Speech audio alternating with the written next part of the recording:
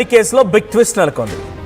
అయితే విజయారెడ్డి మృతి తర్వాత వాళ్ళ ఇంట్లో నుంచి కొంత భారీగా బంగారాన్ని చోరీ చేశారట ఎవరో వ్యక్తులు. 1.5 కిలోల బంగారం, 2 కిలోల వెండిని చోరీ చేశారట.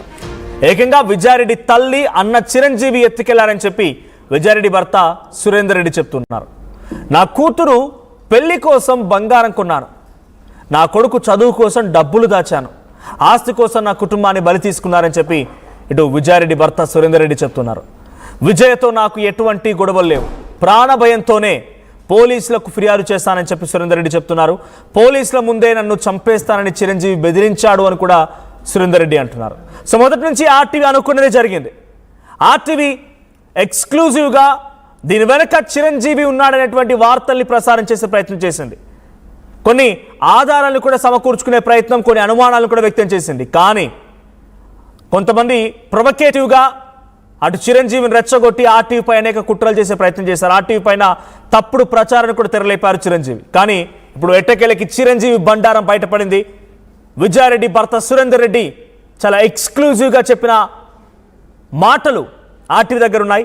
డైరెక్ట్గా అటు బంగారాన్ని ఎవరు చోరు చేశారన్న విషయం పైన కూడా సురేందర్ రెడ్డి చెప్పడమే కాదు, ఒక ఆడియో ప్రూఫ్ను కూడా ఆర్టీవీకి అందించారు. సో ఆర్టీవీ చేతిలో ఆడియో ప్రూఫ్ ఉంది.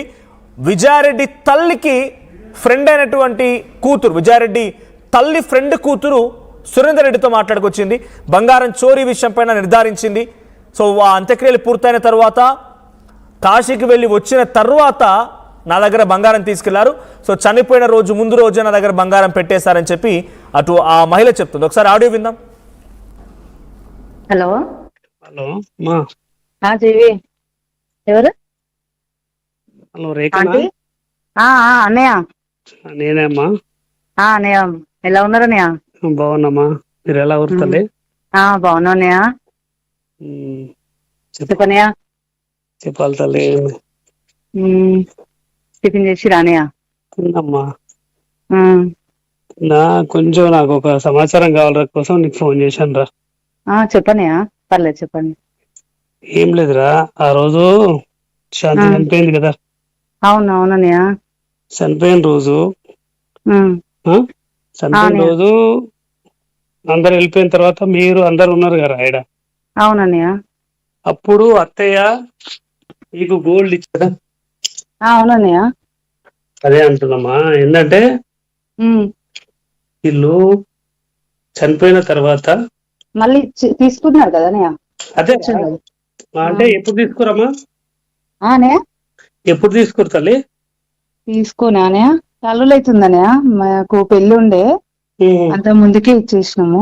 ఓకే, అదే అట్లా లేదు తల్లి. ఇప్పుడు మేము సావు అయిపోయి దినాలు అయిపోయినాక కాశీకి పోయి వచ్చినాక తీసుకురారా, ఇప్పుడే తీసుకురా? అన్నయ్య కాశీకి పోయి వచ్చినాక. కాశీకి పోయి వచ్చినాక తీసుకురా. ఓకే. 1.5 కిలోల బంగారం, 2 కిలోల వెండి. అటు కూతురు చనిపోయి ఉంటే తల్లి మాత్రం ఆ బంగారం తీసుకెళ్ళి తన ఫ్రెండ్ కూతురు ఇంట్లో పెట్టింది. పాపం వాళ్ళకేం తెలుసు, చనిపోయింది కదా పాపం, దాచుకోవడానికో లేకుంటే సెక్యూరిటీ రీజన్స్ కారణంగా తీసుకొచ్చి పెట్టింది, మేము ఎప్పటికి ఉంటాం కదా అని చెప్పి అనుకుంది.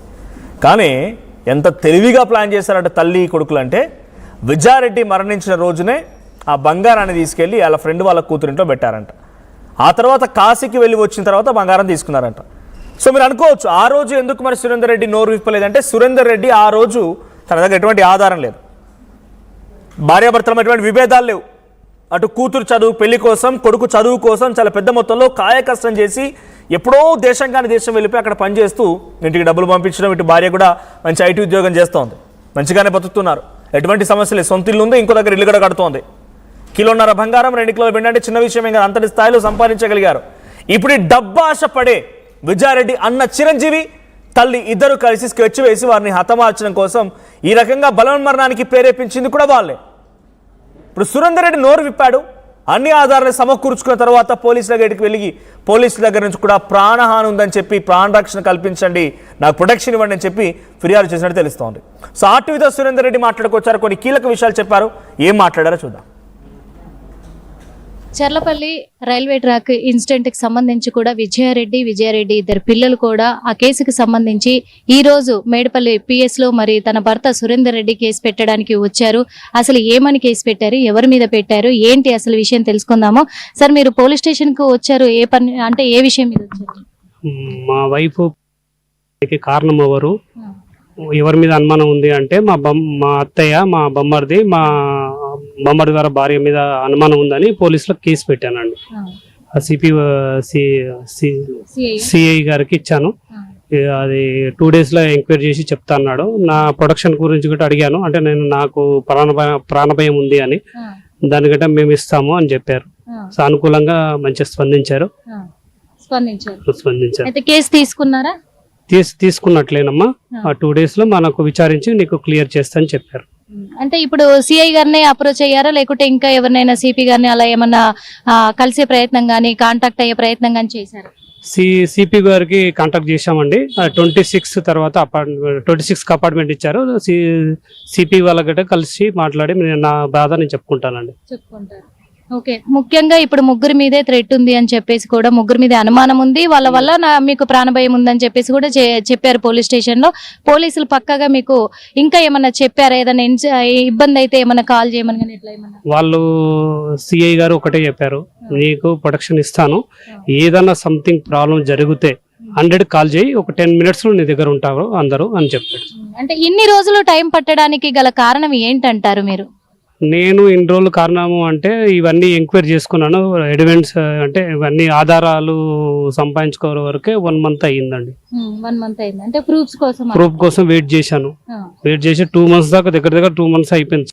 2 months అమ్మాయి 2 months అన్ని నేను రియలైజ్ అయ్యే వరకే 30 days అయింది. ఆ 30 days తర్వాత ఇవన్నీ ఎంక్వైరీ చేసి ఇవన్నీ ఇప్పుడు కంప్లైంట్ ఇచ్చారు కదా మరి పిఎస్ లో. కంప్లైంట్ ఇచ్చినాక కూడా మరి మీ బావమరిది చిరంజీవి మరి మిమ్మల్ని ఏమన్నా అడగడానికి కానీ అట్లా ఏమన్నా మీ మీద అటాక్ చేసే ప్రయత్నాలు కానీ ఏమన్నా చేస్తారనే డౌట్ ఉంది? చేస్తే సిఐ గారు చెప్పారండి క్లియర్ గా, మీకు ఏ ప్రాబ్లం ఉన్నా 100 కాల్ చేయండి, నీకు ప్రొడక్షన్ ఇస్తాను అని చెప్పారు కంపల్సరీ. ఓకే, చూసాం కదా. ఎందుకంటే విజయారెడ్డి కేసుకి సంబంధించి కూడా మొత్తం కూడా 1 నెల రోజులు పట్టింది. నేను అన్ని ప్రూఫ్స్ కూడా సంపాదించుకోవడానికి. ఆ రోజు నుంచి కూడా నా పిల్లలు, నా భార్య ఎందుకు దూరం అయ్యారని నేను ఎంత ఆలోచించినా నా మైండ్కి తట్టలేదు. ఇప్పుడు నాకు ప్రూఫ్స్ అన్ని దొరికాయి కాబట్టి నేను మేడిపల్లి పిఎస్కి వచ్చాను. నేను కంప్లైంట్ ఇచ్చాను సిఐ గారికి. సిఐ గారు కూడా నాకు మాట ఇచ్చారు, నాకు ప్రొటెక్షన్ కల్పిస్తానన్నారు, నాకు సెక్యూరిటీ ఏర్పాటు చేస్తానన్నారు. 2 days లో విచారించి నేను ఫర్దర్ గా ఈ కేసును ముందుకు తీసుకెళ్తాము, దర్యాప్తు కొనసాగిస్తాము అని చెప్పేసి కూడా సిఐ మాకు మాట ఇచ్చారు. ఇక మీదట ఎంతటి ప్రాబ్లం అయినా ఎదుర్కోవడానికి సిద్ధంగా ఉన్నాను, నా భార్య పిల్లలకు న్యాయం జరిగేంత వరకు పోరాడతాను అంటున్నారు విజయారెడ్డి భర్త సురేందర్ రెడ్డి. కెమెరామెన్ వేణుతో